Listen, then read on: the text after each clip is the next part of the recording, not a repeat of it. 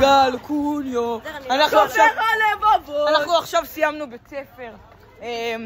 אנחנו פה, זהו, נגמר לנו יום גשום, כבר סוף עונה, בוזי. יום גשום. תראו את השמיים, איזה אפורים. הוא מאיים עליי עם אקדח אורבי. רק על זה שהוא מאוהב היי, אני גל שובר הלבבות. אוקיי, ועכשיו אנחנו הולכים לזירת הפשע. פשע והרשע, הולך קטלה. לא, אבל אני לא רוצה קטלה, אני קצת מפחד. אני קטנטן. די. גל, נתפוס אותך עוד, עם ריקלה נתפוס אותך.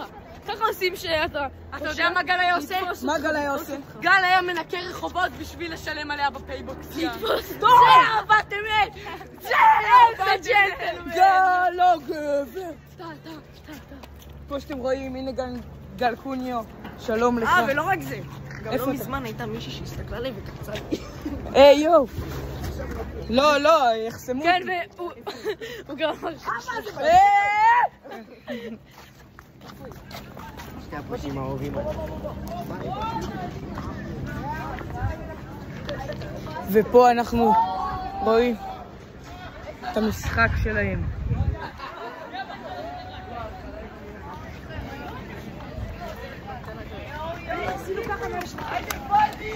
ויש להם משחק כדורגל מאוד... רגע. והנה אנחנו צופים בגנג. לא, בוזיאלתם. מה? יש פה מכות! מה קורה? זה אם אתה לא רוצה, אני אסתיר.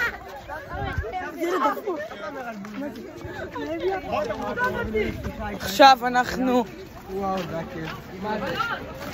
בוסי, חכה לי! תראו איזה יציאת מצרים. יציאת מצרים, ארו. יציאת מצרים! כן, יציאת מצרים.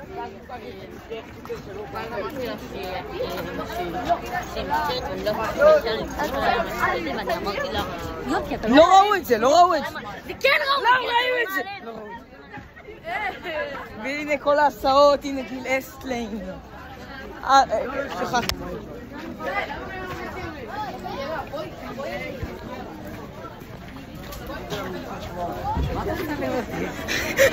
לא ניסיתי אותך.